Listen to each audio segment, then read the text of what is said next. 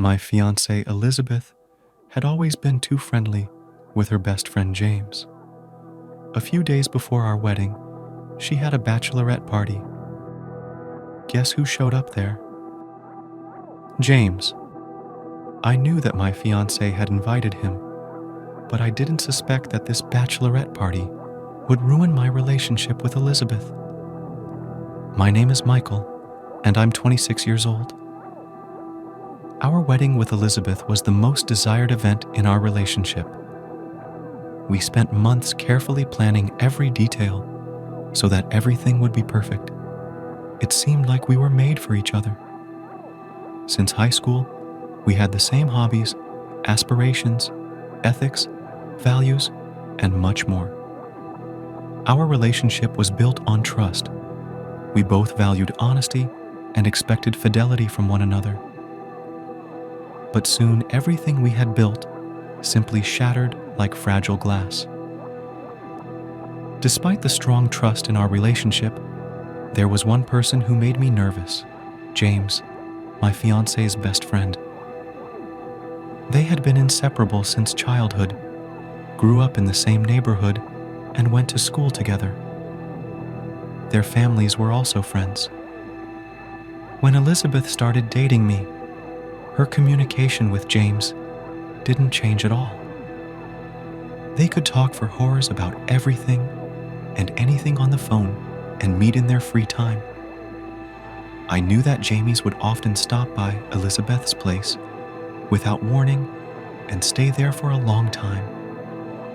I understood why they were so attached to each other, but their closeness had always bothered me. At first, I tried to downplay my nervousness, deliberately ignoring it. I tried to trust Elizabeth and respect her friendship, but this unpleasant feeling inside only grew over time and sometimes became the cause of our disagreements. I tried to discuss this frankly with Elizabeth several times, but each time she brushed off my concerns. When I told her that the amount of alone time she spends with James bothers me, Elizabeth assured me that I'm exaggerating. She insisted they are just close. Elizabeth assured me that I'm exaggerating. She insisted they are just close childhood friends and that I shouldn't be jealous of him. I tried to explain that it wasn't just about jealousy. I was more concerned about how emotionally intimate their relationship is, as if James is occupying the place in her life that should belong to me as her loved one. But my fiancé replied, every time that I'm misunderstanding everything, she said she loves me and that I'm more important to her than anyone else, including James. After such conversations, I tried again to believe her and calm my jealousy. It's worth noting that, apart from her friendship with James, Elizabeth had never given me reason to doubt her before. She had always behaved very lovingly and caring towards me. Elizabeth constantly talked about her love for me and how happy she was to be with me. She paid a lot of attention to our relationship, coming up with surprises, helping me with things, always asking about my problems, and supporting me in everything. When I had a tough period at work, Elizabeth would spoil me with dinner every evening and not let my spirit fall. We spent whole weekends together and traveled a lot. Elizabeth constantly complimented me, my personality and appearance. She enthusiastically told her friends how lucky she was to meet such a caring and reliable man. Enthusiastically told her friends how lucky she was to meet such a caring and reliable man.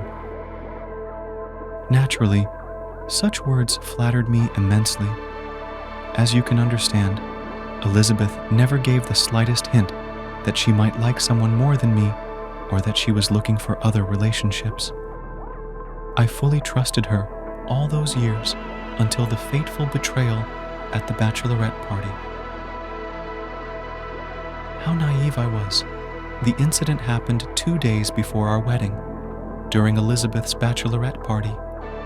Although such events are usually for women only, she invited James, the only man in the female crowd. I couldn't understand why a guy needed to be at a bachelorette party, especially the one we occasionally fought about. In the name of fairness, she said that I could invite any close female friends to my bachelor party, especially the one we occasionally fought about. In the name of fairness, she said that I could invite any close female friends to my bachelor party, but I didn't have any close female friends, like James was for her. There was only one girl I communicated well with, Molly. She was our mutual friend and was also invited to Elizabeth's party. I didn't want to embarrass her by inviting her and make her choose between us, so only guys gathered at my bachelor party. Although Elizabeth allowed me to invite anyone I wanted to my bachelor party, I was still annoyed by James's presence at her bachelorette party. Despite all the efforts to trust their relationship, deep down, I still had lingering feelings of jealousy and discomfort. However, for the sake of a harmonious pre-wedding atmosphere, I forced myself to stay silent. In those days, Elizabeth and I were absorbed in final preparations for the celebration, choosing decor, menus, entertainment for guests. I really wanted to make our wedding perfect. So, although James's presence near Elizabeth made me tense, I tried my best to abstract myself from this problem. I hoped that seeing my anxiety, she would show respect herself and postpone meetings with him until after the celebration. However, it seems Elizabeth did not share my feelings, since she did nothing to preserve peace in our relationship. Yes, you guessed right. She cheated on me with James at her own bachelorette party, the very party where she asked me not to worry. During the party, I received a picture from an unknown number that took me by surprise. The sender sent me a photo where my bride passionately kissed James in a swimming pool. It's clear they were both undressed at that moment. It's obvious something intimate was happening between them. When I saw this shot on the phone screen, I first thought it was a photo montage or some inappropriate prank. But deep down, I immediately realized that everything was real. Elizabeth and James's pose was too revealing. This photo was the last straw, completely shattering all my illusions about Elizabeth's loyalty and devotion. At that moment, I realized that all her vows of love for me were lies. I was furious. Imagine, you see your naked fiancé hugging another naked guy just 2 days before your wedding. Elizabeth's actions provoked a hurricane of emotions in me. I felt a mixture of confusion, anger, and pain of betrayal. A huge wave of feelings engulfed me. My thoughts were a whirlpool of questions. How could she do this? How long had this been going on? Did she really love me? I was completely bewildered and desperately desired answers. But the sender of the message was unknown. When I asked the number owner to identify themselves, they didn't respond. So I had to figure everything out on my own. Elizabeth's actions were a profound betrayal of my trust.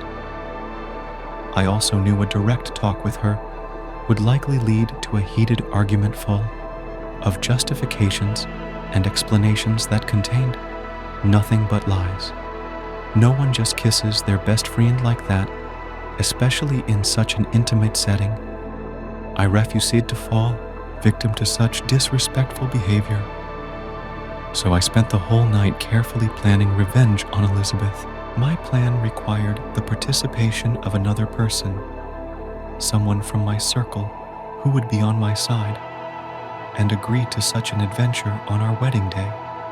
And I found that person. The wedding day finally arrived. the day we had all been waiting for, the day that should have been filled with love and promises of eternity. All the guests were full of anticipation as my bride and I stood at the altar, exchanging our vows.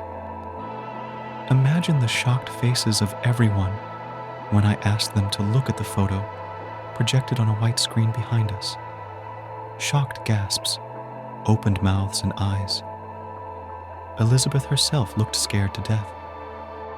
At first, her face reflected complete confusion and perplexity, then horror at the realization of what was happening.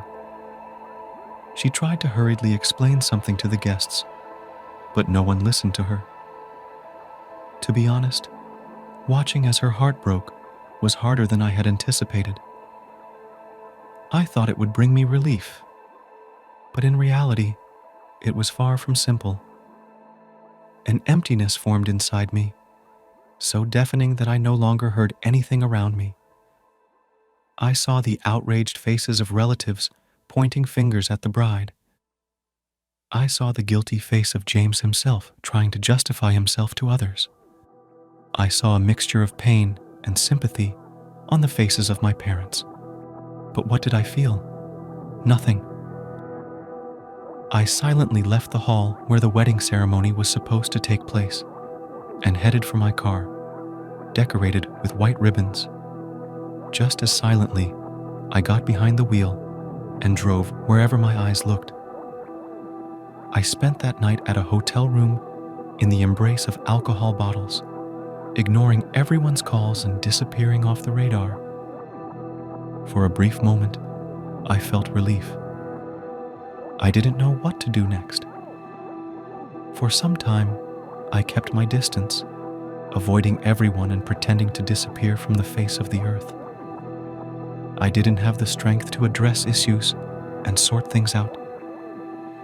After that terrible incident, at our wedding, Elizabeth tried to contact me again and again. She called me endlessly, left voicemails and letters with apologies and excuses. Elizabeth claimed her kiss with James was just friendly. She drank too much champagne at her bachelorette party and didn't control the situation. My bride begged me to forgive her for this little stupidity, assured me of her love for me, and asked me to give her a second chance. But I ignored all her attempts to reach out to me. I didn't want to hear any excuses or apologies from her after such a betrayal. Her deed was too hurtful for me to give her a chance at reconciliation. Her deed was too hurtful for me to give her a chance at reconciliation. After the breakup with Elizabeth, it was very difficult for me to cope with the betrayal and infidelity. I became unable to trust people and fell into depression. But over time, Molly started helping me. As it turned out later, it was Molly who secretly sent me that photo from Elizabeth's bachelorette party. She did it because she cared about me and didn't want me to marry a woman who was cheating on me. This may sound incredible, but gradually it was Molly who helped me regain my love for life. Over time, we started dating.